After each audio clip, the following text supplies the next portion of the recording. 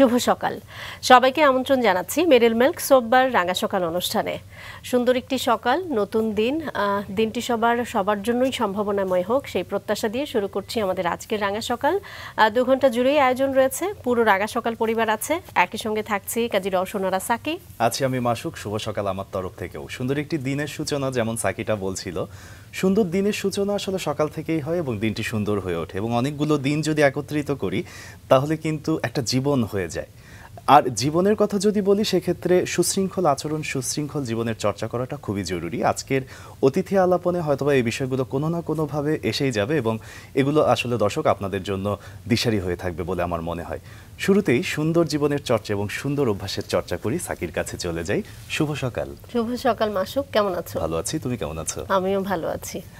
এই যে সুন্দর জীবনের চর্চা, সুশৃঙ্খল জীবনের চর্চা, সেটা কিন্তু তোমার কাছ থেকে অনেক কিছু শেখার আছে, আমি কিন্তু শিখি প্রতিনিয়ত। আসলে আমরা সবার কাছ থেকেই সবসময় নেওয়ার চেষ্টা করি, বিশেষ করে যাদের একটু ইচ্ছা শক্তি থাকে যে না যত পজিটিভিটি আছে, এই যে সুন্দর সুন্দর কিছু চর্চার বিষয় আছে জীবনে, সেগুলো আমরা প্রত্যেকের কাছ থেকেই কিছু না কিছু নিতে পারি আসলে। অবশ্যই অবশ্যই, এবং আজকের অতিথি যিনি আছেন তার কাছ থেকেও আমরা নেব। চলো দর্শককে জানাই কে আছে। চলো।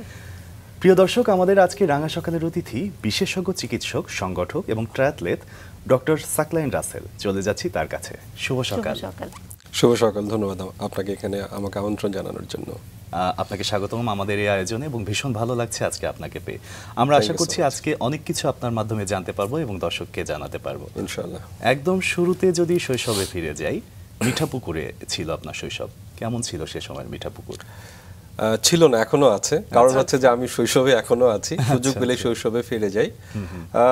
আমি আসলে মাঝে মধ্যে একটু অহংকার করার মতোই মনে করি যে আমার শৈশবটা ছিল, কারণ এখনকার প্রজন্ম যারা আছে তারা এক ধরনের বড় হচ্ছে, বাট আমাদের প্রজন্মটার একটা বৈশিষ্ট্য হচ্ছে যে আমরা গ্রাম পেয়েছি, গ্রামের একদম মাটিটাকে পেয়েছি, আবার শহরে এসে শহরের যে জীবন সেটার সাথে নিজেদেরকে খাপ খাইয়ে নিচ্ছি। তো তারপরও সবার শৈশবটা আসলে সুন্দর, সে যেখানে বেড়ে উঠুক সেটাই সুন্দর, এটা আলাদা করে সুন্দর বলার সুযোগ নাই। আমার গ্রামের নামটাই বুঝতে পারছেন যে রূপসী নামের মধ্যে মিলটাও আছে, কারণ আমার গ্রাম, আমার নানা বাড়ি এবং দাদা বাড়ি খুব পাশাপাশি, এবং ওই নানা বাড়িতে যে অনেকদিন পরে যেতে হবে ওই আফসোসটা আমার ছিল না, কারণ দিনে দেখা যেত অন্তত 20 বার আমি নানা বাড়িতে দৌড় দিচ্ছি। মা বাবার কোনোভাবে একটু বকার বা হুমকি ধমকি পেলেই দৌড় দিয়ে নানা বাড়িতে চলে যাচ্ছে, সেখানে তো নানাদের আশ্রয় আছে, সেখানে মামাদের আশ্রয় থাকা, মামিদের কাছে থাকা। একই সঙ্গে গ্রামের যে খোলা পরিবেশ, আমার মনে হয় যে একটু মুক্ত বাতাস, খোলা মাঠ, রাস্তাঘাট, এই যে খোলা আকাশের নিচে বেড়ে ওঠাটা, এটা আসলে একটা অন্যরকম স্মৃতি, এটা আসলে ভোলা যায় না। এবং আমি যখন গ্রামে যাই তখন আসলে কোনো বাড়ির প্রতি আলাদা করে টান ফিল করি না। আমার যে রাস্তাটা দিয়ে আমি হেঁটে গেছি, স্কুলে গিয়েছি, প্রাইমারি স্কুলে যেখানে খেলেছি, যে রাস্তাটায়, যে পুকুরটা আমি নেমেছিলাম, ওগুলো আমাকে বেশি টানে, এবং আমি কিন্তু ওর পাশ দিয়ে একটু হেঁটে গেলেই সেই মাটির গন্ধটাও ফিরে পাই, একটা ভালো লাগা আসলে কাজ করে। বাহ, দারুণ। এই যে আপনি ছোটবেলার কথা বলছিলেন, একদম যদি আপনার কাছে আসি, যে আপনি কেমন প্রকৃতির ছিলেন? আমি ছিলাম হচ্ছে যে ভয়ঙ্কর দুষ্ট প্রকৃতির, আমাকে কন্ট্রোল করা খুবই কঠিন। একমাত্র বাবাই পারতেন আমাকে কন্ট্রোল করতে। বাবা বেশিরভাগ সময়, আমার স্মৃতি নাই যে আমি বাবাকে চোখের সামনে পেয়েছি, কারণ আমার জ্ঞান হওয়ার পর থেকেই বাবা ঢাকায় চাকরি করতেন। বাট বাবা গ্রামে যাবেন সমস্ত সন্তানের জন্য মনে হয় সেটা আনন্দের, আমার জন্য ভয়ঙ্কর আতঙ্কের ছিল, কারণ আমি জানি যে বাবা আসা মানে আমাকে খুব আর্লি ঘুম থেকে উঠতে হবে, একদম ঠিক টাইমে গোসল করতে হবে, বাবার সাথে সকালবেলা দৌড়াতে হবে, সমস্ত নিয়ম কানুন মানতে হবে, ঠিক সময় পড়তে হবে, এইটা আমি আসলে নিতে পারতাম না। দ্যাটস ওয়াই দেখা যেত যে দুরন্তপনা যাকে বলে আর কি, এটা ভয়ঙ্কর লেভেলের ছিল। ছোট চাচা ছিলেন, উনি করোনায় মারা গেছেন, চাচাকে কিছুটা ভয় পেতাম। ভয় পাওয়ার মধ্যে ওই রংপুরে একমাত্র উনি ছিলেন, এর বাইরে আমি আসলে কাউকে ভয় পেতাম না। তবে এত কিছুর পরেও অনেকটা বাসার সবার কাছে মাপ পেতাম, কারণ রেজাল্টটা ভালো হতো। আচ্ছা, বাহ, চমৎকার। তাহলে বাবাকে তো ভয় কেন, শুধুমাত্র ডিসিপ্লিনের জন্য, যে ডিসিপ্লিনটা খুব একটা ভালো লাগতো না, নিয়ম, সেই জন্যই পড়াশোনায় যেহেতু ভালো ছিলেন? অনেকটা ডিসিপ্লিন তো আছেই, তারপরে হতো যে বাবা যখন সুযোগ পেতেন ডিসিপ্লিনের বাইরে গেলে শাস্তিও দিতেন, শাস্তিটার ভয়ও পেতাম আর কি। তো এমন হয়েছে যে হয়তো ঘুম থেকে উঠতে দেরি হয়ে গেছে, আমি দেখলাম যে ঘুমের মধ্যে আসলে বাবার বাড়ি এসে আমার গায়ে পড়ছে, এখনো ঘুম থেকে ওঠো নাই। আমরা এক ভাই এক বোন। আচ্ছা, আপনার অবস্থান? আমি বড়। আচ্ছা, আমি বড়, বোন ছোট। হ্যাঁ। তো বাবা আসলে ওই শাসন করতেন এবং যেটা বলতেন সেটা উনি শতভাগ মানে ওই জায়গায় তিনি নির্দয়। জি, যে কারণেই মনে হতো যে একই সঙ্গে মায়ের ভূমিকা তো রয়েছে এবং আশ্রয়ের জায়গা, মানে আপনার কথা শুনে এতক্ষণ পর্যন্ত যেটা আমরা ভাবছি যে মাই হচ্ছে সব আবদার আশ্রয়ের পুরোপুরি জায়গা দখল করেছিলেন, কিন্তু বাবা একটু শাসন অনুশাসনে রেখেছেন। আমরা সেই জায়গা থেকে মায়ের কথা নিশ্চয়ই শুনবো, ছোটবেলার কথা তো শুনছি। তার আগে আপনার সম্পর্কে ছোট্ট করে দর্শকদেরকে জানাই, তারপর ফিরি। দর্শক, ডাক্তার সাকলাইন রাসেল ঢাকা মেডিকেল কলেজ থেকে MBBS সম্পন্ন করে কর্মজীবনের শুরুতে বঙ্গবন্ধু শেখ মুজিবুর রহমান মেডিকেল বিশ্ববিদ্যালয়ে কার্ডিয়াক ও ভাস্কুলার সার্জারি বিভাগে যোগদান করেন। সেখানে প্রায় 11 বছর কাজ করেন। 2017 সালে ইব্রাহিম কার্ডিয়াক হাসপাতাল ও রিসার্চ ইনস্টিটিউটে তার নেতৃত্বে ভাস্কুলার সার্জারি বিভাগ চালু হয়। বর্তমানে প্রতিষ্ঠানটির ভাস্কুলার সার্জারি বিভাগের সহযোগী অধ্যাপক ও বিভাগীয় প্রধান হিসেবে কর্মরত আছেন।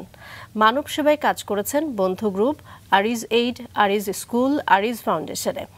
হেলথ ক্লাব নামে একটি অনলাইন প্রতিষ্ঠান গড়ে তুলেছেন।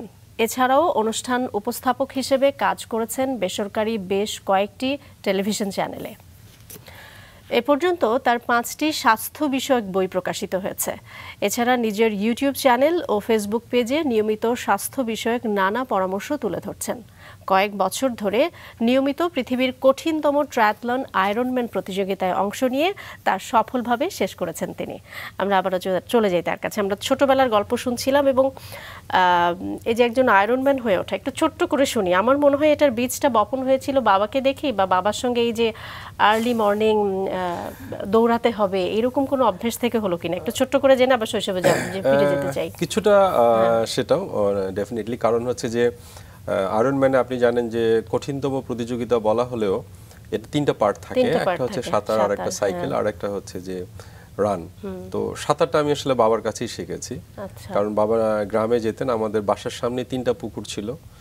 বাবাই আসলে, আমি ক্লাস 3তেই আমি সাঁতারটা শিখে ফেলি এবং সেটা বাবার হাত ধরেই। তো সব কিছুর প্রতি একটা ঝোঁক ছিল, কিন্তু ঠিক আয়রনম্যান বলতে যেটা বোঝায় সেটা এখন আমি যুদ্ধ করছি। কারণ হলো যে যারা একদম ফুল আয়রনম্যান খেতাবটা যদি আপনাকে পেতে হয়, তাহলে আপনাকে সমুদ্রে 3.8 কিলোমিটার সাঁতার কাটতে হবে। পরবর্তীতে আপনাকে সাইকেল চালাতে হবে 180 কিলোমিটার এবং আপনাকে রান করতে হবে 42.2 কিলোমিটার। তো আমার এ পর্যন্ত দুবার আমি আয়রনম্যান যেটা 70.3 অর্থাৎ এটা হাফ ডিস্টেন্স, সেটা আমি অতিক্রম করেছি। আমার গতবার ফুল ডিস্টেন্স যেটি আমরা মালয়েশিয়া অনুষ্ঠিত হয়, সেটি আমি করতে গিয়ে একটা দুর্ঘটনায় পড়ি, আমার সাগরে চশমা ছিঁড়ে যায়। পরে আমি এক ধরনের স্ট্রাগল করি। পরে 122 কিলোমিটার সাইকেল চালার পর আমার আসলে কাট অফ টাইমটার কারণে দেখা যাচ্ছে যে ইন্টারমিডিয়েট একটা কাট অফ টাইম ছিল, পরে ওটা আমি ফিনিশ করতে পারিনি। দ্যাটস ওয়াই আমি এবার আসলে জার্মানিতে ইউরোপিয়ান যে চ্যাম্পিয়নশিপ আয়রনম্যান আছে সেটি 1 জুন অনুষ্ঠিত হবে, আমি সেখানেই যাচ্ছি। এটার মূলত কোভিডের সময় এই নতুন করে আমার এই জিনিসটা আমার মাথায় এসেছে। আচ্ছা, মানে জার্নিটা পুরোপুরি শুরু হয় আপনার কোভিডের আগে দিয়ে, বাট ছোট ছোট করে একটা অভ্যাস আসলে তৈরি হয়েছিল ছোটবেলা থেকে, দৌড়ানো এবং এই যে সাঁতারের কথা বললেন যে ক্লাস 3তে থাকাকালীনই বাবা আপনাকে শিখিয়েছে। তো ছোটবেলায় কি কোনো স্বপ্ন ছিল, মানে বাবা কি চাইতেন স্পোর্টসম্যান হোক বা ডক্টর বা এরকম আছে না, হয় যে বাবা মার একটা চাওয়া পাওয়া থাকে বাড়ির বড় সন্তানের ক্ষেত্রে, বিশেষ করে যদি সে হয় ছেলে, সেই জায়গা থেকে যদি জানতে চাই। চাওয়া পাওয়ার মধ্যে যেমন আমি ছোটবেলা থেকে বড় হয়েছি এরকম একটা ড্রিম নিয়ে যে আমি আর্মি অফিসার হব। আমার আর্মিদের প্রতি এক ধরনের ফিলিংস কাজ করতো তখন থেকে, এবং সেই ফিলিংসটা এখন পর্যন্ত এক বিন্দু কমে নাই। তো কিন্তু বাবা আসলে চাইতেন ডাক্তার হতে, বাট আমার ফার্মেসি যে আছে ওইটার প্রতি, একটা ফার্মেসির প্রতি একটা ঝোঁক ছিল। যারা ফার্মাসিস্ট আছেন তারা যে ওষুধ নিয়ে তারা যে গবেষণাগুলো কাজ করছেন, এটার প্রতি একটা ঝোঁক ছিল। কিন্তু আমি আসলে দেখলাম একটা পর্যায়ে যে বাবার আসলে অপূর্ণতা একটা আছে তার জীবনে, অর্থাৎ তিনি মেডিকেল কলেজে চান্স পেয়েছিলেন, পড়ার সুযোগও তার হয়েছিল, কিন্তু তিনি অর্থভাবে সেটা ভর্তি হতে পারেননি। তো তখন মনে হলো যে বাবার তো একটা অপূর্ণ স্বপ্ন হয়তো তার সন্তানকে দিয়েই করতে চায়, তখন মনে হলো যে যেখানে বাবা হ্যাপি হবেন সেটা আমার জন্য নিশ্চয়ই ভালো হবে। আচ্ছা, ইন দ্য মিন টাইম আমি আসলে ফার্মেসিতে চান্স পেয়েও যাই, ঢাকা ভার্সিটিতে আমি অ্যাপ্লাইড বায়োকেমিস্ট্রিতে পাই, জাহাঙ্গীরনগর ইউনিভার্সিটিতে ফার্মেসিতে চান্স পাই, in the mean time Dhaka medical কলেজে আমি চান্স পেয়ে যাই। ফলাফল আলটিমেটলি মেডিকেলেই ঢুকে যায় আর কি। আমার যে একদম ইচ্ছা ছিল না তা না, আচ্ছা, বাট বাবার ইচ্ছাটাই এখানে মেইন আমাকে ভূমিকা রেখেছে অ্যাজ এ ডাক্তার হওয়ার জন্য। পরবর্তীতে যখন দেখলাম যে আমার মা হার্টের রোগী হিসেবে চিহ্নিত হলেন এবং আমি যদি মেডিকেল ভর্তি পরীক্ষা দেই সেদিন কিন্তু মা হার্টের বিভাগে ভর্তি ছিলেন, হার্টের অপারেশন তার লাগতে পারে এরকম একটা সম্ভাবনা থেকেই। আচ্ছা, তো তখন আমার সেই দিনের ফিলিংসটা ছিল যে আমার মনে হয় ডাক্তার হলে বেটার হবে, যেহেতু আমার মা একটা লং টাইম একটা অসুস্থতায় পড়ে গেলেন। সো মনে হলো যে রাখতে হলেই ভালো। এবং আমি যখন মানে আম্মাকে রেখে যখন ভর্তি পরীক্ষা দিতে যাই, তো আম্মা কাঁদছিলেন। তো সবার একটা ফিলিংস ছিল যে হয়তো বা ওনার কষ্টে বা অসুস্থতায় কাঁদছেন। উনি আসলে ভয়ে কাঁদছেন যে আমার হসপিটালও 3 দিন ধরে আছে, আজকে ভর্তি পরীক্ষা, ও কিভাবে চান্স পাবে এটা নিয়ে সে এক ধরনের। তখন বুঝলাম যে আমার ফিলিংসটাও স্ট্রং ছিল আমি যাতে ডাক্তার হই। তো আলহামদুলিল্লাহ আমি যখন ঢাকা মেডিকেলে চান্স পেয়ে গেলাম তখন আসলে আর পেছনে তাকাই নেই, কিন্তু অপূর্ণতা তো রয়ে গেল যেহেতু আমি আর্মিতে যেতে চেয়েছিলাম। হ্যাঁ, এটা তো একটা থাকবেই। কিন্তু এটা আসলে অনেক বেশি ভালো লাগার না যে বাবা মার ইচ্ছেটাকে প্রায়োরিটাইজ করা। এবং এই যে মায়ের কথা বলছিলেন যে হসপিটালে থেকে তিনি কিন্তু তার শরীরের কথা ভাবেননি, তিনি আসলে ভাবছিলেন যে সন্তান মেডিকেলে চান্স পাবে কিনা। মায়ের কথা যেহেতু এটা আসলে একটু শুনতে চাই, মায়ের ভূমিকা তো আসলে বলে শেষ করা যাবে না। তারপরেও আপনি যেটি বলছিলেন যে সকল আবদার আশ্রয়ের জায়গা আসলে মা, ছোটবেলা থেকে মায়ের ব্যাপারে একটু জানি। এটার আসলে এটা যেটা হয় যে একজন সন্তানের জন্য মা এবং বাবার ভূমিকাটা কিন্তু খুবই স্ট্রং, এবং আমার কাছে মনে হয় দুটোর যোগফল সমান, কিন্তু দুটোর প্রকাশভঙ্গিটা ভিন্ন। আমরা যখন অসুস্থ হয়ে যাই বা আমরা যখন কষ্ট পাই তখন মারা ঠিক যেভাবে হাতটা বুলায়, বাবার হয়তো অন্তরটা গলে যাচ্ছে কিন্তু ঠিক সেভাবে তিনি আগায় আসেন না, অথবা চোখের সামনে কন্টিনিউয়াসলি বাবাকে পাওয়া যায় না। সেই জন্য যে বাবার যে অনুভূতিটা সেটা আসলে আমরা বুঝি না। যেমন একটা সময় ছিল যে আমি আমার যতগুলো বাবার হাতে মার খেয়েছি তার ম্যাক্সিমামই ছিল যে সকালে ঘুম থেকে দেরিতে ওঠার জন্য। আর এখন হচ্ছে বাবাই একমাত্র মানুষ যে আমাকে যেন ঘুমের সময় সকালবেলা কেউ ডিস্টার্ব না করে, এটা উনি নিশ্চিত করতে চান যে ও অনেক কষ্ট করছে, ওকে আজকে একটু বেশি ঘুমাবে, তোমরা কেউ কষ্ট দিও না। তো বাবার খুব কাছে গিয়ে আমি দেখেছি যে আসলে বাবার অনুভূতিটাও কম না। এখন আমরা হয় কি যে যখন আমরা রোগীরা যখন একটা ইনজেকশন দিতে চাই তখন তাকে যখন আমরা ইনজেকশনটা দেই তখন সে দুটো শব্দ উচ্চারণ করে, ও আল্লাহ গো অথবা ও মা গো। বাবা গো শব্দটা আমরা আসলে কম পাই। তো সেই হিসেবে আমি মনে করি যে মার ভূমিকাটা এত কিছুর পরেও তার আসলে ভূমিকাটা একই রকম। আমি মনে করি আমার মা বাবার দুটো ভূমিকাটা সবচেয়ে স্ট্রং ছিল। একটা ছিল যে তারা আমাকে পজিটিভ ওয়েতে আমাকে প্রমোট করেছেন। সেকেন্ড যেটা হলো সেটা হলো যে তারা আমার মধ্যে একটা ফিলিংস তৈরি করেছেন যে আমি একজন সন্তান, আমার মা বাবার প্রতি এই ফিলিংসটা আমার থাকা উচিত, এটা তারা তৈরি করেছেন। দ্যাটস ওয়াই দেখবেন যে আজকালকার ছেলেমেয়েরা যখন মেডিকেলে ভর্তি পরীক্ষা দিচ্ছে কিংবা কোথাও পরীক্ষা দিচ্ছে, যারা চান্স পেতে চায় সবাই কিন্তু ঢাকা মেডিকেলে চান্স পেতে চায়, দিন শেষে সবাই ঢাকা মেডিকেলে চান্স পেতে চায়, যেহেতু এটা সব একদম প্রথম সারির। আমারও স্বপ্ন তাই ছিল, কিন্তু আমার স্বপ্নটা আসলে ওই রকম ডাইরেক্ট ছিল না। আমার স্বপ্ন ছিল যে বাবা মা যেখানে থাকবে ওখানে চান্স পেতে হবে। আচ্ছা, এটা যেমন স্কুল কলেজের সময় চিন্তা করেছে যে আব্বা মা যেহেতু ঢাকায় থাকে তাহলে আমাকে ঢাকাতেই চান্স পেতে হবে। মেডিকেলে পরীক্ষা দেওয়ার সময় আমি ঠিক করেছি যে বাবা মা যেহেতু ঢাকায় আছে তাহলে ঢাকার একটা মেডিকেলে চান্স পেতেই হবে। আবার যখন আমি কর্মজীবনে চলে যাই, সরকারি চাকরিতে আমি বিসিএসে আমার অ্যাপয়েন্টমেন্ট লেটার হাতে পেলাম, তখন মনে হলো যে না, বাবা থেকে দূরে যেতে হবে, তাহলে ওটা আমার জন্য ওই জব না। আমি কিন্তু অ্যাপয়েন্টমেন্ট লেটার নিয়েও জয়েন করিনি। সবসময় টার্গেট ছিল বাবা মা। এবং আপনি যেটি বলছিলেন যে হ্যাঁ আসলে সব বাবা মারই তো একটা ইচ্ছে থাকে যে তাদের প্রতি সন্তানের ফিলিংসটা সবসময়ই থাকে।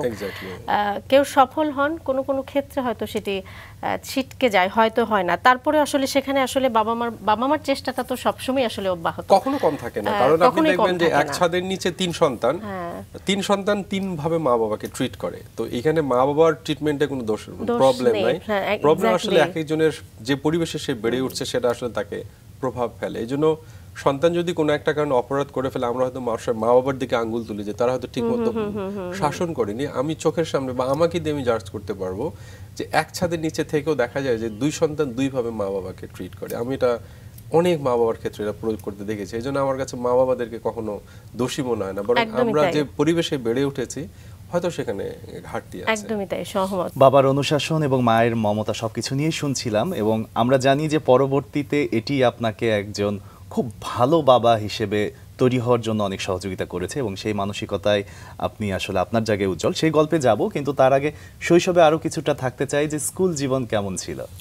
স্কুল জীবনটা আমাদের সময় তো আমি ক্লাস 5 পর্যন্ত আমি আমার গ্রামের দুটো স্কুলে পড়ালেখা করেছি, একটা রূপসী উচ্চ বিদ্যালয়, পরবর্তীতে রানীপুর উচ্চ বিদ্যালয়। সেখান থেকে আমি 5 পাস করে আমি ঢাকায় এসে ক্লাস 6-এ ভর্তি হই। আচ্ছা। স্কুলের আমার সবচেয়ে কষ্টের জায়গাটা ছিল যে আমি রংপুর শহর কখনো দেখিনি। আচ্ছা। সরাসরি ঢাকায় এসেছিলাম আমি স্কুল থেকে আর কি, এবং ঢাকা শহরতলি একে হাই স্কুলে আমি এখানে এসে ভর্তি হই। প্রত্যেকটা স্কুলের টিচার বা প্রত্যেকটা স্কুলের যে পরিবেশ, এটা আসলে আমি এখনো ভুলতে পারি না। প্রত্যেকটা স্কুলকে আমি সমভাবে ফিল করি, এবং আমার কাছে মনে হয় যে যখন আমি কোনো আমার চোখ বন্ধ করে আমার টিচারদেরকে খুঁজে ফিরি, আমি স্কুলের টিচারদেরকেই বেশি পাই। আচ্ছা, এখনো মনে হয় যে সেই কলেজে একটু কম পাই। একদম জীবন্ত, তাই না? একদম জীবন্ত, এবং তাদের সঙ্গে এখনো সম্পর্ক আছে। বিভিন্ন অসুস্থতায় বা বিভিন্ন কারণে তাদের সাথে যোগাযোগ হয়ে যায়। স্কুলের বন্ধুরা তো আছেই। আচ্ছা। কলেজটা আসলে বেশি সময় পাইনি, আমি ঢাকা রেসিডেন্সিয়াল মডেল কলেজ থেকে পাশ করেছি, যে বুলেট গতিতে ঢুকে মনে হচ্ছে যে বুলেট গতিতে বের হয়ে গেছি। আর স্কুল বলেন, কলেজ বলেন, রেজাল্টের কারণে হোক কিংবা সাংগঠনিক নানা কাজের কারণে হোক, কালচারাল ইনভলভমেন্টের কারণে হোক, আমি সব সময় একটা আলাদা গুরুত্বের কাছে থাকতাম। আচ্ছা আচ্ছা। এবং সেখানটাতে আসলে এক ধরনের মানে ভালো লাগে, এখনো কাজ করি। বিশেষ করে ঢাকার একে হাই স্কুলে যদি কথা বলি, ওখানে আবার এ সেকশন মানে হচ্ছে আপনি সবচেয়ে বেস্ট স্টুডেন্ট, বি সি আস্তে আস্তে ক্যাটাগরি ডাউন হয় আর কি। তো আমরা আবার এ সেকশনের দেখলে সবাই ও একে স্কুলের এ ব্যাচের স্টুডেন্ট আলাদা চোখে দেখতো। সেখানে আবার প্রথম 10 জন তারা আবার একটু এলিট ভাবে থাকতো। তো আমরা দেখতাম যে স্যারদের কাছে ওইভাবে ট্রিটমেন্টটা পেতাম। এখনো স্যাররা যখন অসুস্থ হন, যখন এসে বলেন যে আমি তোমার টিচার ছিলাম, বা আমরা তো জানি তাদের, আর তারাও আসলে এক ধরনের কনফিডেন্ট পান। পরবর্তীতে একটা বিষয় লক্ষ্য করা গেছে যে আপনার মধ্যে সাংগঠনিক একটা প্রতিভা আছে, যেটা সূত্রপাত কি স্কুল কলেজ জীবনে হয়েছিল? হ্যাঁ, আমি স্কুল কলেজ থেকেই মোটামুটি বিভিন্ন কালচারাল বা বিভিন্ন সাংগঠনিক কাজের সঙ্গে জড়িত ছিলাম, মেডিকেল কলেজ থেকে শুরু করে প্রত্যেকটা ক্ষেত্রেই। এবং আমার কাছে মনে হতো যে একজন মানুষ সে শুধু তার নিজের যে কাজটা, পড়ালেখাটা, এটাকে মেইন ফোকাস রেখে বিভিন্ন সাংগঠনিকভাবে যখন কাজ করে, তার যে বৃদ্ধিটা খুব বড় হয়। বৃদ্ধি তো আসলে সুপারি গাছও হয়, বটবৃক্ষ হয়, কিন্তু চতুর্দিক থেকে বৃদ্ধি পেতে হলে আপনাকে ওই বটবৃক্ষের মধ্যে বেড়ে ওঠা ভালো, তাহলে আপনার সব কিছু থাকে। আমার বন্ধু বান্ধবের কথাও যদি চিন্তা করেন, সব ধরনের সব শ্রেণী পেশার বন্ধু বান্ধব ছিল, ফলে কোনটা ভালো কোনটা মন্দ আমি খুব কাছে থেকে দেখার সুযোগ পেতাম। আর আমার মা বাবা সেটা অ্যালাউ করতেন। তাদের একটা ধারণা যে তার ছেলের সংস্পর্শে আসলে যে কেউ ভালো হবে, আমার ছেলে খারাপ হবে না, তো সবার সাথে মিশতে দিতেন। আমাদের কোনো বাধা ছিল না, কখনো বলে নাই যে তুমি এটার সাথে মিশবা, ওর সাথে মিশবা, তুমি এটা করতে পারবে, ওটা করতে পারবে না। বরং আমি ভয়ে থাকতাম যে আমার প্রত্যেকটা কাজে তারা যেভাবে বলতেছে, ওকে তুমি যেহেতু করছো তাহলে ঠিক আছে। আমার এটা তখন সবসময় একটা নিজের মধ্যে সমালোচনা কাজ করতো যে আমি এটা ঠিক করছি। তো আমার কাছে মনে হয় যে সমস্ত স্টুডেন্ট তারা স্কুল কলেজ লাইফ থেকে বিভিন্ন সাংগঠনিকভাবে পড়ালেখার পাশাপাশি কাজ করে, তাদের বৃদ্ধিটা আসলে বটবৃক্ষের মতো হতে থাকে। তারা চতুর্দিকে নেটওয়ার্কিং করে অনেক আগাতে পারেন, একই সঙ্গে যে কোনো ঘাত প্রতিঘাতকে মানে সয়ে নিয়ে তারা আগাতে। আপনার এই মূল্যায়নটা আসলে খুবই গুরুত্বপূর্ণ, কারণ আমরা যতটা জেনেছি আপনাকে, যে আপনি সেই চিঠি খামের যুগ থেকে শুরু করে ডাব্লিউডাব্লিউ যুগ এখন পর্যন্ত আপনি আপনার জায়গাতে ভীষণ উজ্জ্বল। তো সেক্ষেত্রে আসলে আপনার এই মূল্যায়নটা নিশ্চয়ই দর্শক এবং অভিভাবক যারা আছে তাদের জন্য খুবই গুরুত্বপূর্ণ হবে। এবারে একটু ভার্সিটি লাইফে যাই, যে মায়ের অসুস্থতার সেই বেড থেকে আসলে একটা বোধ তৈরি হলো যে আমি মেডিকেলে ভর্তি হব, কিন্তু সে সময় মেডিকেলের বিভিন্ন শাখা থাকতেও আপনি বেছে নিয়েছিলেন কার্ডিওভাস্কুলার। এটার কারণটা কি ছিল? এটা কারণ হচ্ছে যে আমি বলি, আমার মা যখন অসুস্থ হলেন, তখন তো আসলে এটা আমি গল্পটা বলছি 97, তো তখন তো মোবাইলের যুগ না, এবং আমার মার প্রতি এতটা ফিলিংস সবসময় কাজ করে যে আমি স্টিল একটা নাম্বার আম্মার জন্য রাখি, যদি সে নাম্বারটা এখন অনেকে জেনে গেছে। আমি মোবাইল আসার পর থেকে সবসময় মার জন্য একটা মোবাইল রেখে দিয়েছিলাম, যে যদি কোনো ইমার্জেন্সি হয় তাহলে যেন আমি ফোনটা মিস না করি। তো কারণ হচ্ছে যে আমার হার্টের অসুখ, এবং আমার কাছে ফিল হয়, আমার হার্টে অপারেশনও করা, আমার কাছে ফিল হয় যে কোনো মুহূর্তে একটা ইমার্জেন্সি হতে পারে। এই যে মাকে নিয়ে যে পেনিকটা, এটা কিন্তু আমার প্রায় 27 বছরের পেনিক, যে কোনো মুহূর্তে আমার একটা ইমার্জেন্সি হতে পারে। আল্লাহর কাছে শুকরিয়া, আম্মা একজন কনফিডেন্ট লেডি, অন্য যে কোনো সক্ষম একজন নারীর থেকেও সে 4 গুণ বেশি কাজ করে বলে আমি মনে করি। এবং আমি বাসায় না যাওয়া পর্যন্ত সে কখনো ঘুমায় না। এবং আমার কাছে মনে হয় যে মানে প্রত্যেকটা সন্তান তার মা বাবা যতদিন বেঁচে থাকে, সে আসলে ততদিনই বেঁচে থাকে। এরপরে বেঁচে থাকাটা অনেকটা ফর্মালিটিস। তো সেই হিসাবেই আমার কাছে ফিল হয় যে মা বাবা যতদিন বেঁচে আছে আমি তাদের সন্তান হিসেবে বেঁচে থাকবো, বাকি জীবন আমার সন্তানের মা বাবাকে বা বাবা হিসেবে সেই বাবাটাকে ভালো রাখার চেষ্টা করব, যাতে তার বাবাটা ভালো থাকে। তো আমার কাছে এই জিনিসটাই সবচেয়ে মানে একটা ফিলিংস জায়গায়, যে আপনার মা অসুস্থ হলেন, সেই অসুস্থ যে বিভাগটা, সেটার যদি আমি চিকিৎসক হয়ে উঠি তাহলে আমি হয়তোবা মার সেবাটা করতে পারবো। কিন্তু বাস্তবে এসে আসলে ওটা হয়নি। কারণ দেখা গেছে যে ওই সম্পর্কিত কোনো একজন রোগী আমার সামনে আসলে, আপনার বলেন ডাক্তারকে কিন্তু বলা হয় যে আপনি এমপ্যাথি দিয়ে চিকিৎসা করবেন। সিম্প্যাথি আর এমপ্যাথির মধ্যে তো ডিফারেন্স আছে। ওই যে ফিলিংসটা হুবহু যদি আপনি ওই একই ফিলিংস নেন, আপনি আসলে চিকিৎসা করতে পারবেন না। তো দেখা যায় যে আমি যখন ওই রুগীটার চিকিৎসা করতে যাই, মার প্রবলেমটা আমার চোখের সামনে ভেসে ওঠে, আমি আসলে অনেক কিছু করতে পারি না।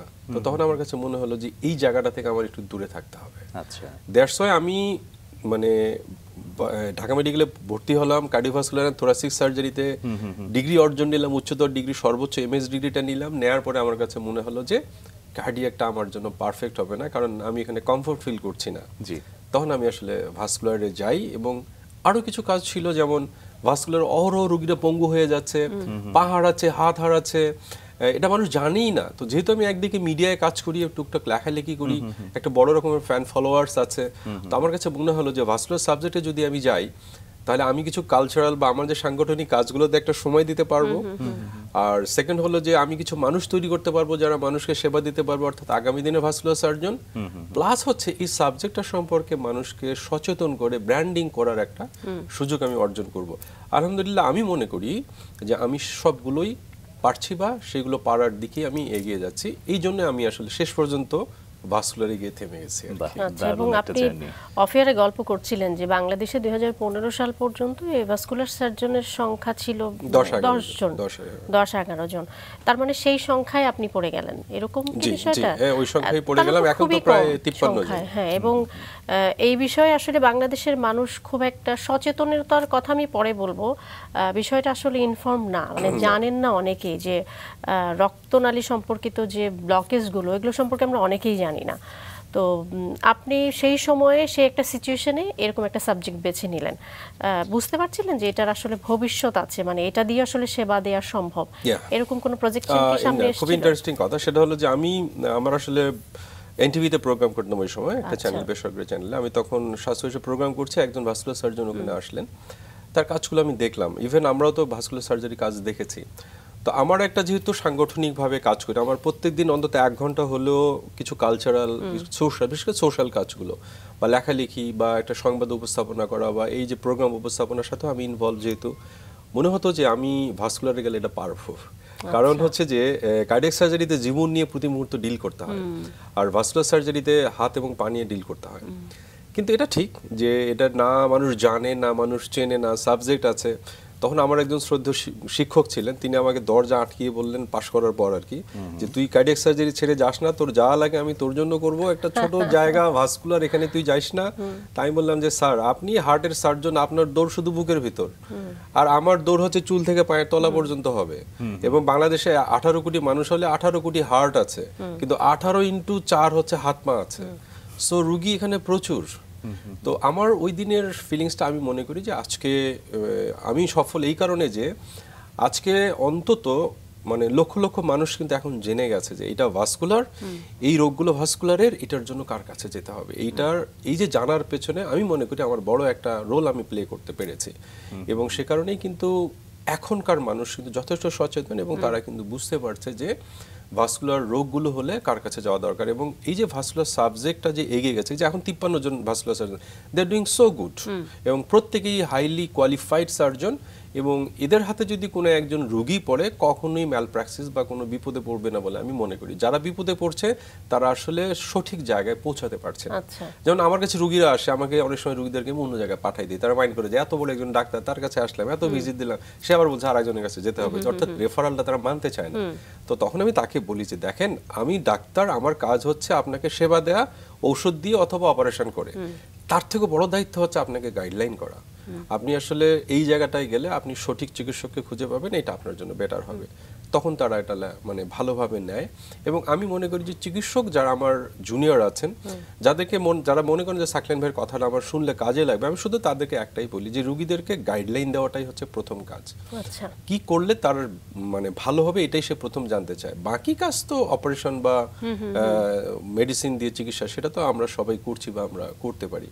তো সেই হিসাবে আমি এখন ভাস্কুলার সোসাইটির জেনারেল সেক্রেটারি হিসেবে কাজ করছি এবং এই সাবজেক্টটা যে দিন দিন এগিয়ে যাচ্ছে সেখানে আমরা সবাই মিলে একটা চেষ্টা করছি যে স্কোপটা বাড়াতে, এবং অলরেডি অনেক স্কোপ বেড়ে গেছে সরকারি বা বেসরকারি পর্যায়ে। আজকে থেকে 15 সাল এবং 25 সালকে যদি আমরা কম্পেয়ার করি, অনেক স্কোপ বেড়ে গেছে এই চিকিৎসার জন্য, যদিও এখন পর্যন্ত সেটা একটা নিতান্ত অপ্রতুল। তার থেকে বড় বিষয় হচ্ছে যে এটা সরকারও বোঝে না যে একটা ভাস্কুলার সাবজেক্টটা আছে, এই ভাস্কুলার সার্জনগুলোর দরকার, মেডিকেল কলেজগুলোতে এদের পোস্টিং দরকার। আপনি দেখবেন যে যা আছে সব ঢাকা কেন্দ্রিক। এখন আমি বলতেছি যে একজনের হাত পায়ে ব্লক হলে, হঠাৎ করে যদি হাতে বা পায়ে ব্লক হয়, হাত পাটা ঠান্ডা হয়ে যাচ্ছে, 6 ঘন্টার মধ্যে অপারেশন না করলে আপনার হাত পাটা পচে যাবে, কেটে ফেলতে হবে, এই কথাটা আমি সবাইকে বললাম। এখন একটা লোক বরগুনায় থাকে, তার এই ঘটনাটা হলো, এই মহেশখালীতে হলো, সে ঢাকায় আসতে তার তো 2 দিন লাগবে, তাহলে তার পাটা চিকিৎসাটা হবে কোথায়? তার মানে প্রত্যেকটা মেডিকেল কলেজে তো আমার ভাস্কুলার সার্জন দরকার। ভাস্কুলার সার্জন কিন্তু ঘুরে বেড়াচ্ছে অনেকে, কিন্তু তারা পোস্টিং পাচ্ছে না। অনেক কার্ডিয়াক সার্জন ঘুরে বেড়াচ্ছে, পোস্টিং পাচ্ছে না। তো এখন বাংলাদেশে তো এখন প্রত্যেক বিভাগে আমরা বলছি যে রাজধানী সহ চেঞ্জ করার একটা প্ল্যান কিন্তু দেওয়া হয়েছে সংস্কার কমিশনের পক্ষ থেকে।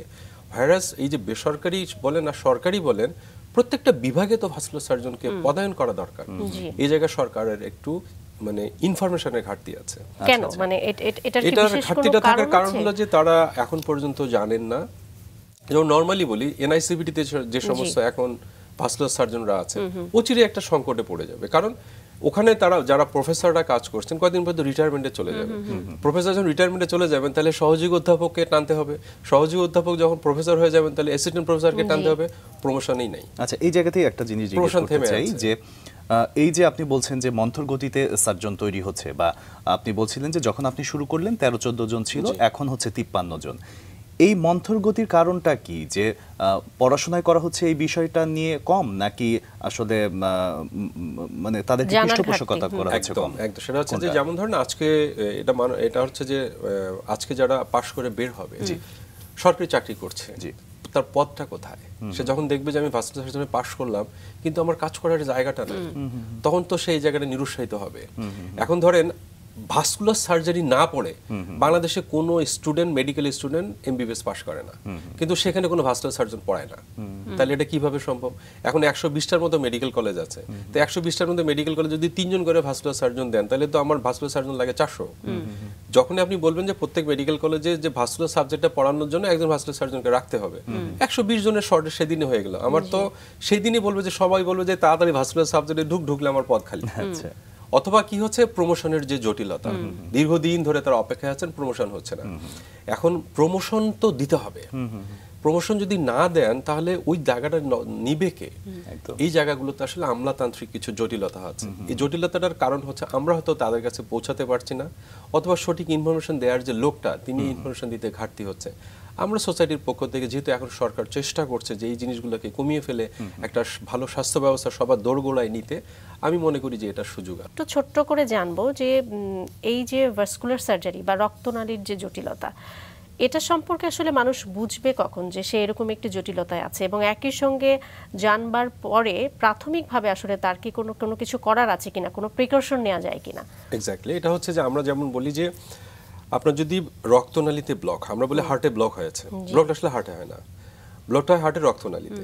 যখন হার্টের রক্তনালীতে ব্লক হয় তখন আমরা তাকে বলি হার্ট অ্যাটাক। যখন ব্রেনের রক্তনালীতে ব্লক হয় তখন আমরা তাকে বলি স্ট্রোক। আবার যখন হাতে বা পায়ের রক্তনালীতে ব্লক হয় তখন আমরা বলি গ্যাংগ্রিন বা পচন রোগ। তার মানে দেখেন, যেখানে রক্তনালী আছে সেখানে ব্লক হবে।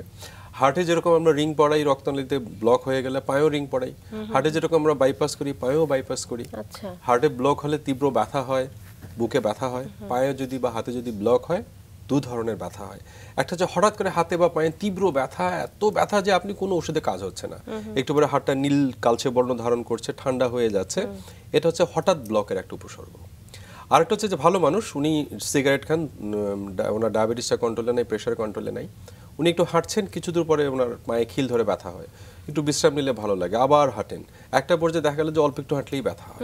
কখন দেখা যাচ্ছে যে আঙ্গুলের মাথায় একটু ঘা হচ্ছে, শুকাচ্ছে না, ঘা হচ্ছে, অ্যান্টিবায়োটিক খাচ্ছে, ড্রেসিং করছে, শুকাচ্ছে না, এগুলোই ভাস্কুলার রোগের একদম উপসর্গ। আচ্ছা। আবার ধরেন যে একজন ডায়াবেটিস বা একজন রুগীর আছে যাদের কিডনি প্রবলেম, এখন কিডনি নষ্ট হয়ে গেছে, তার ডায়ালিসিসের ফিস্টুলা অপারেশন করতে হবে, এই ফিস্টুলা অপারেশন যিনি করবেন তিনি ভাস্কুলার সার্জন। অনেকের হাতে পায়ে রক্তনালীতে আঁকা বাঁকা শিরা দেখা যায়, বিশেষ করে পায়ের রক্তনালীতে। আর্মিতে যাচ্ছেন, পুলিশে যাচ্ছেন, ডিফেন্সে যাচ্ছেন, পায়ের রক্তনালী আঁকা বাঁকা বাইরে থেকে দেখা যাচ্ছে, তিনি আর যেতে পারেন না, এটা ভাস্কুলারের সমস্যা। রাস্তাঘাটে অনেক ভিক্ষুক, তাদের ঠোঁট ফুলে আছে, কান দিকে ঝুলে আছে, মুখটা ফুলে আছে, বিভিন্ন জায়গায় অঙ্গ প্রত্যঙ্গগুলো ফুলে আছে, এগুলো ম্যাক্সিমামই ভাস্কুলার রোগ। ইভেন ধরেন একজন রোড ট্রাফিক অ্যাক্সিডেন্ট করেছে, রক্তনালী কেটে গেছে, হাড় ভেঙে গেছে, ওই রক্তনালীটা ঠিক করবেন একজন ভাস্কুলার সার্জন। এরকম মানে ডায়াবেটিস আক্রান্ত রোগীর পায়ে ঘা শুকাচ্ছে না, এটাও একটা ভাস্কুলার রোগ। আচ্ছা। এমনকি অনেকে আছে যে দেখবেন যে কিছুক্ষণ জার্নি করার পরে হঠাৎ করে দেখবেন যে তার পা ফুলে শক্ত হয়ে টাইট হয়ে গেছে, এটা ভাস্কুলার রোগ। পায়ে অনেক দিন ধরে ঘা, শত চিকিৎসা, বছর পর ভালো হচ্ছে না, এটাও ভাস্কুলার রোগ। তার মানে ভাস্কুলার বলতে আসলে রক্তনালী বোঝায়, রক্তনালীর অনেকগুলো রোগের মধ্যে সমষ্টি, যারা চিকিৎসা করেন তারাই ভাস্কুলার সার্জন। এখন ধরেন আমার পেটের মধ্যে একটা মোটা রক্তনালী আছে, এটা সারা দেহে রক্ত পাঠাচ্ছে, এই রক্তনালীটা ফুলে উঠলো, এটাকে আমরা বলি এনিউরিজম, এটাকে আমরা বলি অ্যাবডোমিনাল বম। এটা যদি ঠাস করে ফেটে যায়, আপনি উইদিন সেকেন্ডে মারা যাবেন। ইভেন দেখেন আমরা আজকে এই যে 3 জন আমরা বসে আছি, বলা হয় বিশ্বের প্রতি 4 জনের মধ্যে মানে 1 জন মারা যান রক্তনালীতে ব্লক হওয়ার কারণে। তার মানে বাংলাদেশে যদি আমরা 20 কোটি লোক চিন্তা করি, তার মানে 5 কোটি লোক 100% রক্তনালী ব্লক জনিত কারণে মারা যাবেন। এই জিনিসগুলো নিয়ে যারা কাজ করেন তারাই ভাস্কুলার সার্জন, এবং বাংলাদেশে প্রচুর সংখ্যক লোক এই রোগে ভুগছেন, তারা জানেন না যেটা ভাস্কুলার রোগ, আবার যেটা হয় জানার পরেও আমাদের কাছে এসে পৌঁছান দেরিতে, তার আগে অনেক সময় অপচিকিৎসার শিকার হন, শেষ পর্যন্ত তারা মানে সঠিক চিকিৎসার অভাবে অকালে পঙ্গুত্ব বরণ করছেন অথবা হাত পা হারাচ্ছেন। আমরা সেজন্য বলি যে যে কারণে হার্টের ব্লক হয়, যে কারণে স্ট্রোক হয়, একই কারণে ভাস্কুলার রোগ হয়। সো আপনি যদি মনে করেন ভাস্কুলার রোগগুলো আপনি নিতে চান না, সেই ক্ষেত্রে আমরা যে কয়েকটা কথা বলি, এক, আপনার ডায়াবেটিস আছে কোনো ব্যাপার না, আপনি কন্ট্রোলে রাখেন। প্রেশার আছে ব্যাপার না, আপনি কন্ট্রোলে রাখেন। আপনার ওজন বেশি আছে, একটু কমানোর চেষ্টা করেন। আপনার ঘুমটা ভালো হয় না, আপনি একটু ঘুমানোর চেষ্টা করেন। আপনি মেডিটেশন করেন, মেডিটেশনের সর্বোত্তম মেডিটেশন কিন্তু ধর্মের যে ধর্মের সেটার উপাসনা, বা আমাদের ধর্ম অনুযায়ী আমরা নামাজকে বলবো। একইভাবে আপনি এক্সারসাইজ করেন, আপনি যত ব্যস্ত মানুষই হোক না কেন প্রত্যেকদিন নিজের জন্য 1 ঘন্টা রাখেন, 1 ঘন্টা না পারেন 30 মিনিট রাখেন। এই কয়েকটা কাজ করলে, এবং আমরা বলি যে ধূমপান থেকে দূরে থাকা, নিজেকে রাখা, এই কয়েকটা কাজ করলে দেখা যায় যে তার ভাস্কুলার রোগও হবে না, হার্টের রোগও হবে না, স্ট্রোক ফিজিক্যালিও ফিট থাকা যায়, ফিজিক্যালি তিনি ফিট থেকে অনেক বেশি কর্মক্ষম থাকবেন। আচ্ছা, দারুণ করে বললেন এবং মুগ্ধ হয়ে শুনছিলাম যে এত এত গভীর বিষয় আসলে লুকিয়ে আছে এবং এত সাব ওয়ে আসে এটার মধ্যে। আপনার কাছে একটু জানতে চাই যে নিয়মতান্ত্রিক জীবন ব্যবস্থা, আপনি যেহেতু একজন ট্রায়াথলেট, নিয়মতান্ত্রিক জীবন ব্যবস্থা নিশ্চয়ই ভাস্কুলার সমস্যা থেকে মানুষকে অনেকখানি দূরে রাখতে পারে। একদম, যে কোনো সমস্যা থেকে, জি, সেটা আপনার শারীরিক হোক মানসিক হোক। আপনি যেমন ধরেন যে আজকে আপনার শরীরের সাথে মনের একটা সম্পর্ক আছে, আমাদের শরীর কিন্তু খুব আরাম চায়, জি, আর মানে আমরা কি করি, শরীরকে না, আমাদের মনটা চায় আরাম, আর শরীর চায় কিন্তু তাকে আপনি খাটান। এটা হচ্ছে আমাদের সায়েন্সের ভাষা। জি, কিন্তু আমরা কি চাই, আমরা চাই যে শরীরটাকে আরাম দিতে। আমরা রিমোট কন্ট্রোলে বসে টিভি দেখবো, আমরা মোবাইল খেলবো, কিন্তু ঘরে বসেই কম্পিউটারে খেলবো, আমরা দূরে যাবো না। আমাদের সমস্ত আয়োজন শরীরকে আরাম দেওয়ার জন্য, মনকে আরাম দেওয়ার জন্য কিছু না। আমরা মনকে হাজারো স্ট্রেসে রাখি, আমার এই গাড়ি আছে ওটা লাগবে, এই বাড়ি আছে ওটা লাগবে, এই কাজ আছে এটা লাগবে, এই লাগবে ও লাগবে, এই করে মনের উপরে প্রেশার রাখি। কিন্তু বিজ্ঞান কি বলে, আমার ধর্ম কি বলে, যে তুমি তোমার শরীরকে কষ্ট দাও, মনটাকে আরাম দাও। এবং মনের সাথে শরীরের ডাইরেক্ট কানেকশন আছে। সেটা কি, শরীরকে যদি আপনি কষ্ট দেন মন ভালো থাকে। এদের দুইজনের মধ্যে 2 ভাই বোনের মতো রিলেশন আর কি। যমজ ভাই বোন যেমন একজনকে আঘাত করলে আরেকজনের খুশি হয়, শরীর তাই। আপনি যদি শরীরকে খাটান, আপনি ধরেন এক্সারসাইজ করছেন, আপনার যত মন খারাপ থাকুক না কেন, এক্সারসাইজের শেষে মন ভালো হয়ে যাবে, কারণ আপনার তখন শ্বাস নিয়ন্ত্রিত হয়ে গেছে। আপনার যে হরমোন আছে, ভালো লাগার যে হরমোন অফ ওয়েলবিং, এন্ডোরফিন তখন রিলিজ হয়ে গেছে। তখন আপনি যে কাজ করবেন আপনি ভালো থাকবেন। সেই জন্য আমরা যদি নিয়মতান্ত্রিক উপায়ে আমার শরীরটাকে একটু কষ্ট দেই এবং মনটাকে একটু শান্তি দেই, দেখবেন যে সবকিছুই তখন ইজি হয়ে যায়, আসলে কাজ করার ক্ষেত্রে ইজি হয়ে যায়। কিন্তু আমরা বাস্তবে আসলে সেটা করি না, আমাদের কিছু মিথ আছে, সেখানে আমরা আসলে করতে পারি না। আচ্ছা, একজন ট্রায়াথলেট হিসেবে আসলে আপনার প্র্যাকটিসের জায়গাটা কেমন? আমরা যতদূর জেনেছি যে আপনি সপ্তাহে 13-14 ঘন্টা প্র্যাকটিস করেন, সেই প্র্যাকটিসের পার্টগুলো একটু শুনি যাতে। এখন আসলে সেটা আরো বেড়ে গেছে, কারণ ধরেন আমার যেহেতু আমি জার্মানিতে যাচ্ছি জুনের 1 তারিখে, আমাকে শুক্রবারের দিন আমি প্রায় 6 ঘন্টা প্র্যাকটিস করি। সকালবেলা থেকে 7টা থেকে শুরু হয়, এটা 6টা থেকে 7টার মধ্যে শুরু। কি করেন একটু যদি শুনি। আমার শুক্রবারের যে রুটিন অনুযায়ী, যেমন আমি শুক্রবারের দিন হচ্ছে আমি লং টাইম হচ্ছে সাইকেল চালাই, মানে লং সাইকেলিং থাকে। আচ্ছা, এই দিন সাইকেল শেষে আবার আমি রান করি, লাইক আমি 1.5 ঘন্টা রান করছি, অর্থাৎ প্রথমে আমি সাইকেলটা চালাচ্ছি 4.5 ঘন্টা, এরপরে 1.5 ঘন্টা আমি রান করি। শনিবারের দিন থাকে হচ্ছে আমার লং সুইমিং, এদিন আমি কিছু ওয়ার্কআউট করে আমি লং সুইমিং করি। রবিবারের দিন হয়তো আমি কি করছি যে 1 ঘন্টা বা 1.5 ঘন্টা আমি ইনডোর সাইকেল চালাই, সাথে আবার কিছু স্ট্রেংথ ট্রেনিং থাকে। সোমবার দিনটা আমি আবার লং রান করি, 2 ঘন্টা রান, 15 কিলো 16 কিলো রান করি। আবার মঙ্গলবারের দিন আমি হচ্ছে সুইমিং করি, কিছু এক্সারসাইজগুলো করি। বুধবার দিন আবার ইনডোর সাইক্লিং করছি। আর বৃহস্পতিবারের দিনটা হচ্ছে আমার হ্যাপি রিল্যাক্স ডে আর কি। ওই দিনে রিল্যাক্স থাকার চেষ্টা করি, যেন মাসেলের যে ইনজুরিগুলো হয় সেটা গেইন করার, মানে উইথড্র করার চেষ্টা করি। একই সঙ্গে আমি কিছু ফিজিওথেরাপি নিয়ে আবার নতুন করে উইকটাকে শুরু করার চেষ্টা করি। তো অন এভারেজ দেখা যাচ্ছে এখন প্রায় 15 ঘন্টা পড়ে যাচ্ছে আর কি আমার এক্সারসাইজের যে শিডিউলটা আর কি। একদমই। এবং আপনি যেটি বলছিলেন যে আসলে স্ট্রেস কমায়, চাপ কমায়, বা ফিজিক্যালি আসলে আমরা অনেক বেশি ফিট থাকতে পারি এই ধরনের এক্সারসাইজের মাধ্যমে। কিন্তু এই যে মন শরীরের কথা বলছিলেন, আসলে আমরা তো কোনো কিছু ফেস না করলে সেটা নিয়ে আগাই না। আমি যদি আপনার এক্সাম্পলটাই দিই, আমরা যতটুকু জেনেছি যে আপনি একবার আপনার চোখের একটা প্রবলেমে পড়েছিলেন এবং সেখান থেকেই আসলে আপনার এই জার্নির স্টার্টটা, যদি ভুল না হয়। এটা যেটা ছিল, একটু আমরা যদি এই জায়গাটাও শুনি, আসলে সবার জন্য ইন্সপায়ারিং হবে কিনা আমি জানি না। আমরা আসলে কোনো কিছু না হলে কোনো কিছু নিয়ে আগাই না, কিন্তু আসলে আগানোটা উচিত। একটু শুনি আমরা। এটা হচ্ছে যে মূলত কোভিড থেকে, কোভিডের সময় আমি যখন এক ধরনের তথ্যের মহামারী চললো, তখন আমি কিছু কন্টেন্ট ক্রিয়েট করা শুরু করি, মানুষকে সচেতন করা শুরু করি। করতে করতে একটা পর্যায়ে গিয়ে দেখি যে আমরা অসহায়, কোভিড আমাদেরকে অসহায়ত্বটা দেখিয়ে দিয়েছে। তখন মনে হলো যে আমার শরীরের মধ্যেই সব আছে, এটা দিয়ে আমাকে ফাইট করতে হবে কোভিডের এগেইনস্টে। সেটা কি, যে আমার শরীরটাকে যদি ফিট রাখি, কোভিড আমাকে কিছু করতে পারবে না। ইভেন আমি নিজেও আক্রান্ত হয়ে যাই কোভিডে, কিন্তু আমি 4 দিন, অর্থাৎ 5ম দিনে আমি 4টা অপারেশন দিয়ে আবার ব্যাক করি, অর্থাৎ আমি 4 দিন আমি ঘরে রাখতে পেরেছিলাম আমাকে কোভিড। তো আমার কাছে মনে হয়েছে যে তখন থেকেই মূলত আমি আসলে এই এক্সারসাইজগুলো, রানিংগুলো শুরু করি। এছাড়াও আমার ফিটনেসের কিছু ঘাটতি ছিল। আমার কাছে মনে হলো যে আপনি যদি শারীরিকভাবে ফিট থাকেন, আমি একজন চিকিৎসক, আমি হাজারো মানুষকে ভালো রাখার দায়িত্ব আমার কাঁধে নিয়েছি। তা আমি যদি সুস্থ না থাকি, আমি কিভাবে অন্যকে ভালো রাখবো? আমি যদি নিজে এক্সারসাইজ না করি, আমি অন্যকে কিভাবে বলবো? তো এইসব বোধ থেকে আমার কাছে মনে হলো যে আমার ফিট থাকাটা জরুরি। তখন থেকেই আমি আসলে এইদিকে আসি। কিন্তু একটা পর্যায়ে এসে আমার ছন্দপতন হয়।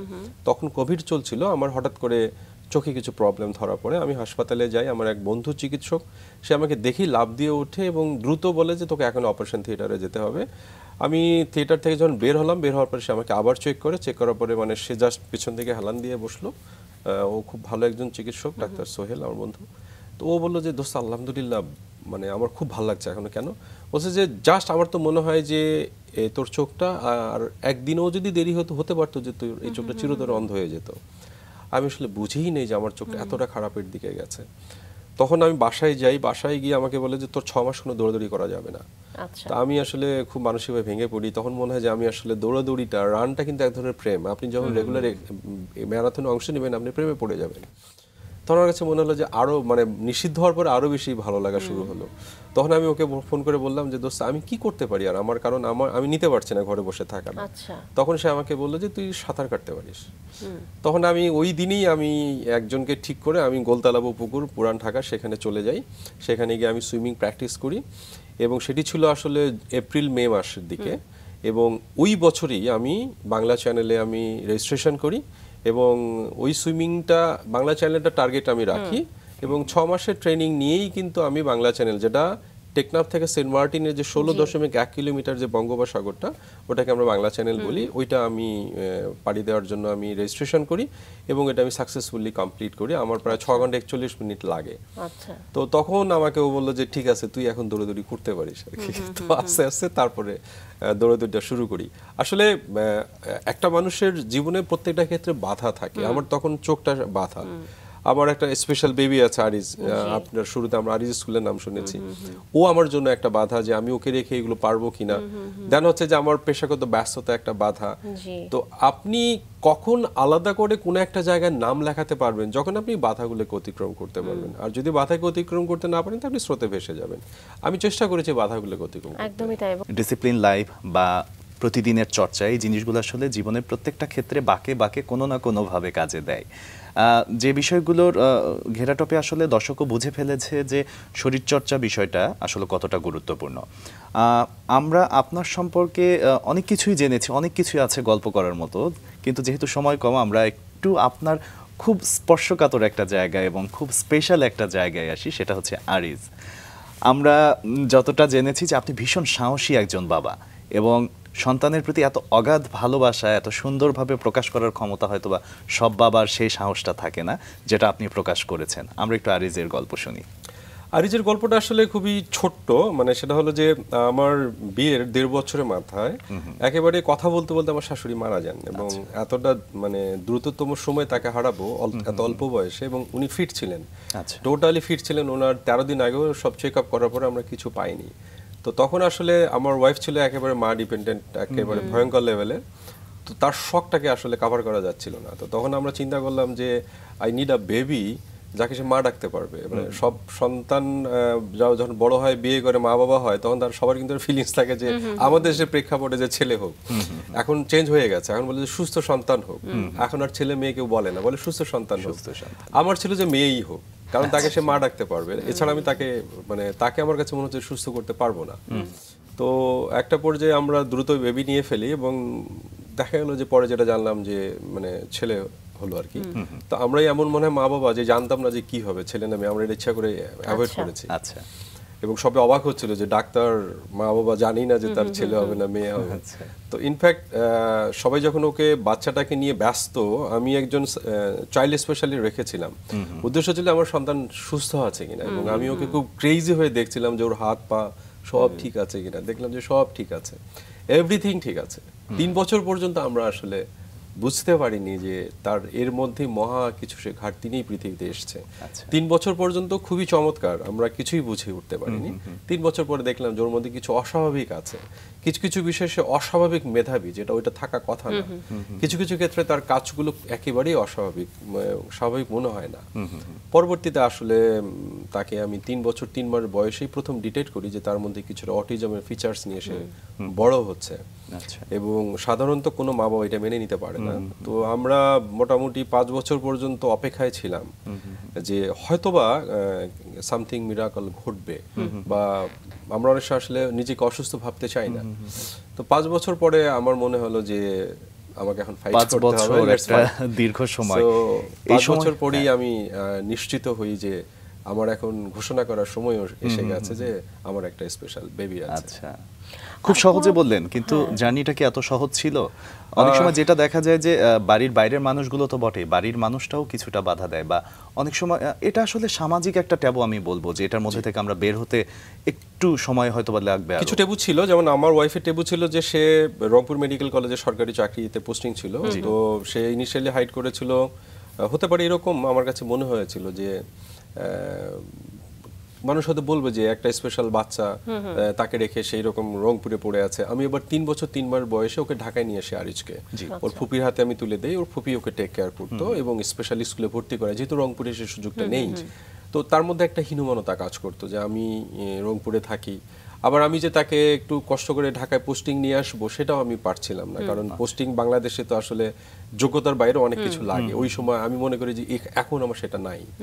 তো যার কারণে আমি আসলে ওকে আনতেও পারছিলাম না। পরে ওকে বললাম যে ওকে নো প্রবলেম, আমরা 5 বছর পর্যন্ত চেষ্টা করি। আমার বোন তো একেবারে মায়ের মতো করে তার সাথে ঢুকে গেছে। পরবর্তীতে আমার বোন ছিলেন নিউট্রিশনিস্ট, কিন্তু ওকে টেক কেয়ার করতে গিয়ে ও একেবারে এত বেশি সাইকোলজিক্যালি অ্যাটাচড হয়ে গেল যে সে কিন্তু এখন আর নিউট্রিশনিস্ট নাই বললেই চলে। এখন সে মূলত স্পেশাল বেবিদের যে স্কুল প্রয়াসে সে এখন টিচার হিসেবে আছে, এবং লাকিলি দিয়ে তারা তাকে এখন একজন স্পেশাল বেবিদের নিউট্রিশনিস্ট হিসেবে অ্যাপয়েন্টমেন্ট দিয়েছে। এটার কিন্তু শুরুটা হলো আরিজকে কোলে নেওয়া থেকেই। তো পরে আমাদের ফাইটটা হলো যে ওর মা মাসে 1.5 মাসে একবার করে ঢাকায় আসতে পারে। এই যে এই সময়টার ক্রাইসিসটা আসলে মারাত্মক, এবং স্পেশাল বেবিদের আসলে পৃথিবীর সর্বশ্রেষ্ঠ চিকিৎসক তো আসলে তার মা, সেই কারণে তার মাকেই লাগবে। তখন আমরা আসলে কষ্ট করে তাকে ঢাকা আনতে পারিনি, আমরা শিবালয়ে নিয়ে এসেছিলাম মানিকগঞ্জে। সেখান থেকেই সে বাসা থেকেই আপ ডাউন করতো, প্রায় 75 কিলোমিটার আপ ডাউন, আসলে 150 কিলোমিটার সে যে অফিস করতো। এগুলো না কিছু ক্ষোভও আছে, যেমন ধরেন যে একজন সরকারি চাকরি করছে, তার বেবি একটা স্পেশাল, তার কিছুটা সন্তানের কাছে থাকার একটা সিস্টেম থাকা উচিত, অথচ এই সুযোগটা কিন্তু আমরা দেখি না। জি নিশ্চয়ই নিশ্চয়ই, এবং সেগুলো অবশ্যই আসলে আমাদের সবার জন্য এগুলো দুঃখজনক একটি বিষয়, এবং আমরা আশা রাখি যে এগুলোর পরিবর্তন নিশ্চয়ই আসবে। আমরা গল্প করছিলাম বেবি আরিজকে নিয়ে, যে স্কুল এবং বেশ কিছু ফাউন্ডেশন রয়েছে আপনাদের, এগুলো নিয়ে একটু ছোট ছোট করে জানতে চাই। এবং একই সঙ্গে এই যে আমরা বারবার ফিজিক্যাল এক্সারসাইজ নিয়ে কথা বলি, পরিবারের যে কোনো সদস্যই আসলে যখন অসুস্থ থাকে বা কোনো একটা, আমি আপনার মায়ের কথাই বলবো, আপনি যেটি বলছিলেন যে প্রায় 27 বছরের যে একটা মানে প্যানিক থাকা, মানে এগুলোকে আসলে কিছুটা রিলিভ করা সম্ভব কিনা এই যে ছোট ছোট এক্সারসাইজের মাধ্যমে? শুধু শুধু এক্সারসাইজ না, যেমন হচ্ছে যে আপনি দুভাবে আপনি নিজেকে আপনি ভালো রাখতে পারেন। নিজেকে ভালো রাখার সবচেয়ে উত্তম পন্থা হচ্ছে আপনার মনটাকে কাজ দিন। আপনাকে কাজের মধ্যে ব্যস্ত থাকলে আপনি ভালো থাকবেন, এবং আপনি যদি একজন মানুষের উপকার করেন, ওই মানুষটা যতটুকু উপকৃত হবে তার থেকে আপনি উপকৃত হবেন, কারণ এই কাজটা আপনাকে ভালো রাখবে। সো সোশ্যাল ওয়ার্কগুলো আপনাকে ভালো রাখে। এবং আমি বলি যে মানুষ কিছু কিছু মানুষ হচ্ছে প্রত্যেক মিনিটে বিজি থাকে, আমি প্রত্যেক সেকেন্ডে আসলে বিজি থাকি, এবং আমি মনে হয় যে এমন প্রত্যেকটা মিনিটে আমি কোনো না কোনো কাজ একসাথে 3-4টা করতে থাকি। তো এই কারণে আমার কাছে মনে হয় যে কোনো একজন মানুষ যদি মনে করে যে সে ভালো থাকবে, তার প্রথম কাজ হচ্ছে যে নিজ পেশার প্রতি ডেডিকেটেডলি কাজ করা, পাশাপাশি এক্সারসাইজ করা এবং সোশ্যাল কাজে ইনভলভ হওয়া। তাহলে সে মানসিকভাবে তার বেড়ে ওঠাটা ভালো হবে, এবং একজন সন্তানকে যদি আপনি সোশ্যাল কাজে ইনভলভ করেন, ওরও মানসিক বৃদ্ধিটা ভালো হবে। তো আরিজকে কেন্দ্র করে যখন আমি দেখলাম যে আমার মানুষের তো বিভিন্ন কাজ করছি, আমরা বন্ধু গ্রুপে ওখানে প্রায় আমরা 78 জন ডাক্তার আছি, ডেডিকেটেডলি মানে তারা সার্ভ করে মানুষকে। তো তখন মনে হলো যে আমি যদি একটা ফাউন্ডেশন করি, এবং সেটা যেহেতু আরিজ সাথে আমার একেবারে সেই পরিমাণ আমার মানসিক অ্যাটাচমেন্ট আছে এই নামটার প্রতি, যদি নামটা তাই হয় হয়তো ওই সংগঠনটার প্রতি আমার ফিলিংসটা ওইরকম থাকবে। এবং যেহেতু আমি আরিজকে পড়ালেখা করে, আমার আরিজকে নিয়ে ওই স্বপ্ন নাই যে ও ডাক্তার ইঞ্জিনিয়ার হবে, আমার আরিজকে নিয়ে স্বপ্ন হচ্ছে যে ও একটা সুস্থ সবল মানুষে বেড়ে উঠবে, যে নিজের কাপড়টা নিজে পরতে পারবে, লজ্জা জিনিসটা কি সে বুঝবে, সামাজিক জিনিসটা কি সে কি বুঝবে, তার ক্ষুধা লাগলে বলতে পারবে যে আমি খেতে চাই, এটাই আমার তাকে নিয়ে স্বপ্ন। তো ওই স্বপ্ন বাস্তবায়ন করতেই যে আমি তো আমার অনেক সন্তানকে হয়তো ডাক্তার বানানোর বা ইঞ্জিনিয়ার বানানোর বা একজন সাংবাদিক বানানোর বা একজন সমাজের প্রতিষ্ঠিত মানুষ তৈরি করার তো প্রয়াস আমার ছিল, সেই সামর্থ্য আল্লাহ পাক আমাকে দিয়েছেন। সেই হিসাবে আমি আসলে একটা গ্রামীণ স্কুল করেছি, চড়াই উতরাই পেরিয়ে সেখানে এখন প্রায় 132 জন স্টুডেন্ট সেখানে কাজ করছে। ওরা আসলে আমার কাছে এক একজন আরিজ, কারণ ওরা যদি কখনো বেড়ে ওঠে, অনেক বড় কিছু হয়ে ওঠে, আমার কাছে মনে হয় যে সেটা আমার কাছে অনেক বড় প্রাপ্তি হবে। এবং আমি আমার বার্ধক্যে আসলে আরিজ স্কুল থেকে পাশ করা একটা চিকিৎসকের সঙ্গে কাজ করতে চাই, যে হবে আমার সহকারী। এটা হচ্ছে আমার আরেকটা স্বপ্ন, যে ওখান থেকে পাশ করে সে একদিন ডাক্তার হবে এবং আমাকে বলবে যে স্যার আমি ওই স্কুলে পড়েছি, আপনার আন্ডারে এখন আমি কাজ করছি। এটা হচ্ছে আমার সবচেয়ে বড় অর্জন হবে। নিশ্চয়ই আপনার এই সুন্দর স্বপ্ন বাস্তবায়ন হবে, সেই প্রত্যাশা। আমরা একদম অনুষ্ঠান আসলে শেষ পর্যায়ে আছি, কিন্তু অনেক বিষয় আছে আপনার সঙ্গে কথা বলবার। স্বাস্থ্য বিষয়ক বেশ কিছু বই প্রকাশিত হয়েছে, আপনি লেখালেখিও করছেন, এবং আমরা যেটা পরিচয় করাচ্ছিলাম যে বিশেষজ্ঞ চিকিৎসক, ট্রায়াথলেট এবং একই সঙ্গে সংগঠক, এর বাইরেও কিন্তু আসলে আপনি একজন সংবাদ উপস্থাপক, অনুষ্ঠান উপস্থাপক, এবং বাংলাদেশে যে একটি সংবাদ উপস্থাপকদের নিয়ে যে একটি অ্যাসোসিয়েশন রয়েছে NBA, তার একজন প্রেসিডেন্টও আপনি। সব কিছু মিলিয়ে একটু জানতে চাই, মানে আপনার ভবিষ্যৎ পরিকল্পনা বা করণীয়, একই সঙ্গে পুরো বাংলাদেশের সংবাদ উপস্থাপকদের নিয়েও আপনার কাছ থেকে প্রত্যাশা জানতে চাই। আমি জাস্ট একটাই ফিলিং, সেটা হচ্ছে যে সংবাদ উপস্থাপক যারা আছেন তারা প্রত্যেকটা টেলিভিশন চ্যানেলে একজন অ্যাম্বাসেডর, এবং তারা একজন অনুকরণীয় একটা চরিত্র। সো আপনার চ্যানেলের সবচেয়ে এলিট যে মানুষটা, সেই মানুষটাকে ওই পরিমাণ প্রেজেন্টেবল হতে হবে, সেটা তো আপনি বেছেই নিয়েছেন। ওই মানুষগুলোর স্বার্থ সংশ্লিষ্ট বিষয়গুলো দেখার দায়িত্ব আছে। আমরা অনেক সময় দেখেছি যে সংবাদ উপস্থাপক এই মুহূর্তে অনেকে আছেন যারা একসময় সংবাদ উপস্থাপনা করেছেন, এখন করতে পারছেন না, আমরা তাদেরকে অফ এয়ার প্রেজেন্টার বলছি। কিন্তু অনেক নতুন চ্যানেল হচ্ছে, অনেক নতুন তৈরি জায়গা হচ্ছে। আমরা চাই যে এই মানুষগুলোর একটা নতুন করে তারা কর্মক্ষেত্রে ফিরে যেতে পারুক। সংবাদ উপস্থাপকদের মানে দেখা যাচ্ছে যে নেয়ার ক্ষেত্রে কিছু কিছু জায়গায় ঘাটতি আছে। পারফেক্ট যোগ্য ব্যক্তিটা ওই জায়গাটায় ঢুকছে না, অথবা যিনি ঢুকেছেন তার মধ্যে কিছুটা ঘাটতি আছে, তার স্কিলে প্রবলেম আছে। তাকে কিভাবে আরেকটু আপগ্রেড করা যায়, তার স্কিলটাকে বাড়ানো যায়, সেটা আমরা করতে চাই। একটা প্রতিষ্ঠানের একটা কাঠামো আছে, এখন তো বলে যে সংবাদ উপস্থাপকদেরকে মূলধারা সাংবাদিক হিসেবেই দেখা হচ্ছে না, অথচ আপনি সারাদিন যত কিছুই রান্না করেন না কেন ওটা পরিবেশন করছেন একজন সংবাদ উপস্থাপক, তাকে আপনি মূলধারা সাংবাদিক হিসেবে ভাবছেন না। আমরা সরকারের কাছে এই জায়গায় দেন দরবার করতে চাই যে দে আর অলসো জার্নালিস্ট। একজন ক্যামেরা পার্সন, তিনি ক্যামেরাটার মাধ্যমে কিন্তু তিনি ক্যামেরা জার্নালিস্ট হয়ে উঠছেন। প্রত্যেকটা পেশায় সম পরিমাণ সম্মানের সংবাদ উপস্থাপকের জায়গা থেকে আমরা উপস্থাপনা করছি, জার্নালিস্ট হিসেবে তাদেরকে কাউন্ট করা হচ্ছে না। এই স্বার্থগুলো নিয়ে আসলে আমরা কাজ করতে চাই। একই সঙ্গে তাদের শারীরিক মানসিক ভালো রাখার যে দায়িত্ব সেটাও আমরা আসলে পালন করতে চাই, এবং আমাদের এনবিএর পক্ষ থেকে আমরা একাধিক প্রোগ্রাম করেছি, স্কিল ডেভেলপমেন্ট নিয়ে কাজ করেছি, এমনকি তাদেরকে ভয়েস নিয়ে, তারা তো হচ্ছে ভয়েস আর্টিস্ট, এবং ভয়েস নিয়ে আপনি অনেক কাজ করবার সুযোগ আছে, সেগুলো নিয়ে আমরা আসলে কাজ করছি, এবং আমরা চেষ্টা করছি আগামী দিনে এই বিষয়গুলো নিয়ে কাজ করব। যতগুলো টেলিভিশন চ্যানেল আছে আমরা বলি যে যত বেশি এই সংবাদ মাধ্যমগুলো বাড়বে, দেশের স্বচ্ছতা বাড়বে, একই সঙ্গে আমাদের সংবাদ উপস্থাপকদের কাজ করার সুযোগটাও তৈরি হবে। আর চাইলেই একজন সংবাদ উপস্থাপককে বললাম যে আজকে থেকে আপনার সংবাদ নাই, আপনি বিরতিতে চলে যান, আমরা এই জায়গায় একটা শক্ত কণ্ঠে প্রতিবাদ করতে চাই। এটা আমাদের আসলে এনবির পক্ষ থেকে ইচ্ছা, আর একসঙ্গে মালিকদের সঙ্গে কাজ করতে। আপনি একটা চ্যানেল করেছেন, এই চ্যানেলটা সংবাদ উপস্থাপনার জায়গাটা চমৎকার হোক, সেখানে আমরা ভূমিকা রাখতে চাই এনবির মাধ্যমে, আর কিছু। সহমত, আমরা সহমত। অনেক ভালো লাগলো আজকে গল্প করে, অনেক বিষয় জানতে পারলাম। অনেক অনেক ধন্যবাদ জানাই, আপনি আপনার এত গুরুত্বপূর্ণ সময় থেকে আমাদেরকে কিছুটা সময় দিয়েছেন। অনেক অনেক ভালো থাকবেন। থ্যাংক ইউ আমাকে ইনভাইট করবার জন্য, একই সঙ্গে যে ভাবনাগুলো আমার ছিল সেটি সাধারণ মানুষের কাছে তুলে ধরার সুযোগ দেওয়ার জন্য। Thank you.